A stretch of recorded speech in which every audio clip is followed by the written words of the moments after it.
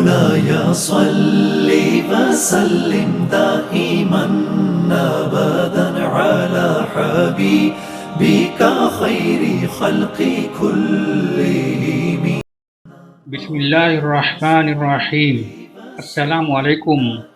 الجابر channel کے کرم فرماؤں کو ایک مرتبہ پھر خوش آمدید کہتے ہیں۔ آج کی ویڈیو میں ہم 17واں بڑے جھوٹے نبی ابو طیب احمد بن حسنین متبنی کے بارے میں آپ کو بتائیں گے۔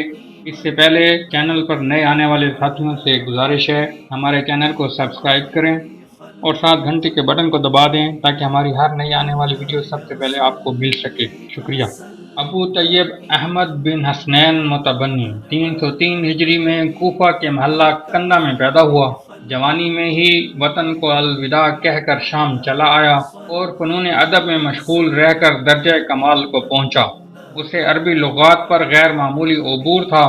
جب کبھی اس سے لغات کے متعلق کوئی سوال کیا جاتا تو نظم و نثر میں کلام عرب کی بھرمار کر دیتا تھا۔ ابو طیب متبنی شعر و سخن کا امام تھا۔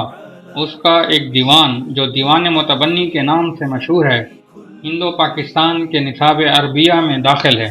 ابو طیب عربی کا بدل شاعر اور ادب و انشاء میں فرد مزید تھا، چنانچہ اسی فصاحت و بلاغت نے اس کو دعوی نبوت پر اکسایا تھا۔ ابو طیب کے دعوی نبوت کے بارے میں ایک شخص ابو عبداللہ لازوکی جو بعد میں اس کی نبوت پر ایمان لے آیا تھا، ابتدا میں ایک مکالمہ ہوا جس کو ہم یہاں نقل کرتے ہیں۔ ابو عبداللہ کا بیان ہے کہ ابو طیب اپنی جوانی میں لاز کیا آیا۔ جب مجھے اس کی فصاحت و بلاغت کا علم ہوا تو میں ازرائے قدر شناسی اس کے ساتھ عزت و احترام سے پیش آیا۔ جب راہ و رسم بڑھی تو ایک دن میں نے اس سے کہا کہ تم ایک ہونہار نوجوان ہو، اگر کسی ملک کی وزارت تمہیں مل جائے تو اس منصب کی عزت پر 4 چاند لگ جائیں گے۔ ابو طیب بولا، جی وزارت کی کیا حقیقت ہے، میں تو نبی مرسل ہوں۔ عبداللہ دل میں یہ سوچ کر شاید یہ مذاق کر رہا ہے، بولا، آج سے پہلے میں نے تمہاری زبان سے ایسی ہنسی مذاق کی بات نہیں سنی۔ ابو طیب بولا، مذاق نہیں، واقعی میں نبی مرسل ہوں۔ عبداللہ نے پوچھا، تم کس کی طرف بھیجے گئے ہو؟ ابو طیب نے کہا، اس گمراہ امت کی طرف۔ عبداللہ نے پوچھا، تمہارا لائحہ عمل کیا ہوگا؟ ابو طیب بولا، جس طرح اس وقت ساری زمین ظلم سے بھری ہوئی ہے اسی طرح اس کو عدل و انصاف سے بھر دوں گا۔ عبداللہ، حصول مقصد کی نوعیت کیا ہوگی؟ ابو طیب، اطاعت شعاروں کو انعام و اکرام سے نوازوں گا اور سرکشوں نافرمانوں کی گردنیں اڑا دوں گا۔ عبداللہ نے پوچھا، تم کہتے ہو تم اس امت کی طرف نبی بنا کر بھیجے گئے ہو، تو کیا تم پر کوئی وحی بھی نازل ہوئی ہے؟ ابو طیب، بے شک، سنو۔ پھر اس نے کچھ اپنا کلام سنایا۔ عبداللہ، یہ کلام کتنا نازل ہو چکا ہے؟ ابو طیب نے بتایا، 114 عبرے، اور ایک عبرہ قرآن کی بڑی آیت کے برابر ہے۔ ابو طیب نے کہا، میں فاسقوں اور سرکشوں کا رزق بند کرنے کے لیے نزول بارش کو روک سکتا ہوں۔ تو عبداللہ نے کہا، اگر تم مجھے یہ کرشمہ دکھا دو تو میں تم پر ایمان لے آؤں گا۔ تو ابو طیب نے کہا، ٹھیک ہے، میں تمہیں جب بلاؤں تو آ جانا۔ عبداللہ کا بیان ہے، ایک مرتبہ بہت سخت بارش ہو رہی تھی کہ اس کا غلام مجھے بلانے آیا۔ میں اس کے ساتھ چلا۔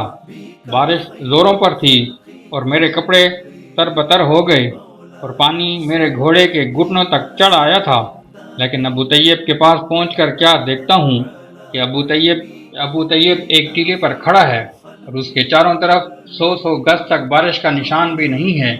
زمین سوکھی پڑی ہے اور چاروں طرف موسلا دھار بارش ہو رہی ہے۔ میں نے یہ کرشمہ دیکھ کر اس کو سلام کیا اور کہا کہ ہاتھ بڑھائیے، واقعی آپ اللہ کے رسول ہیں، اور پھر میں نے اپنی اور اپنے اہل و عیال کی طرف سے اقرار نبوت کی بیعت کی۔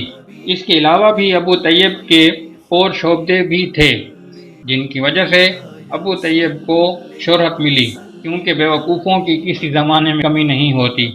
جھوٹی نبوت کے دعوے دار ایسے بہت کم گزرے ہیں جنہیں مرنے سے پہلے اپنے فعل پر ندامت ہو اور توبہ کی توفیق نصیب ہوئی ہو۔ ابو طیب بھی ان نیک بخت لوگوں میں سے تھا جس کو حق تعالیٰ نے اپنے مکر و فریب پر نادم ہو کر تائب ہونے کی سعادت بخشی۔ اور یہ اس طرح ہوا کہ جب اس نے ملک شام میں نبوت کا دعویٰ کیا اور کثیر تعداد میں لوگ اس کا کلمہ پڑھنے لگے تو اس کے متقدین کی کثرت دیکھ کر حمص کے حاکم کو اس کی طرف سے خدشہ پیدا ہوا اور نہایت خاموشی اور رازداری سے ابو طیب کے سر پر جا پہنچا اور اس کو گرفتار کر کے قید خانے میں ڈال دیا۔ اس کے مریدین کی طرف سے کوئی مزاحمت نہیں ہوئی اور ابو طیب ایک طویل عرصے تک قید و بند کی تکلیفیں برداشت کرتا رہا، اور وہاں اس نے ایک درد بھرا قصیدہ لکھا جس میں اپنی تکالیف اور مصیبتوں کا ذکر کیا تھا۔ اس قصیدے کو سن کر امیر کو رحم آیا اور وہ ابو طیب سے کہنے لگا، اگر تو اپنی جھوٹی نبوت سے توبہ کر لے تو میں تجھے آزاد کر دوں گا۔ ابو طیب نادم ہوا اور اپنی نبوت کے دعوے سے توبہ کی اور ایک دستاویز لکھ کر امیر کے سپرد کی۔ اس دستاویز میں یہ لکھا تھا کہ میں اپنی نبوت کے دعوے میں جھوٹا تھا۔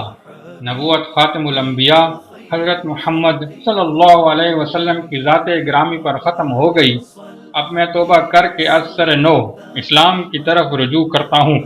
اس دستاویز پر بڑے بڑے لوگوں کی شہادتیں مہر کی گئیں اور ابو طیب کو قید سے آزاد کر دیا گیا۔ ابو طیب نے تائب ہونے کے بعد اقرار کیا کہ وحی کا ایک لفظ بھی مجھ پر کبھی نازل نہیں ہوا اور اپنے بنائے ہوئے قرآن کو خود ہی تلف کر دیا، اور یوں یہ فتنہ بھی ختم ہو گیا۔ اللہ تعالیٰ ہماری چھوٹی سی کاوش کو قبول فرمائے اور ہمیں بھی ختم نبوت کے سپاہیوں میں شامل فرمائے۔ آمین ثم آمین۔ شکریہ۔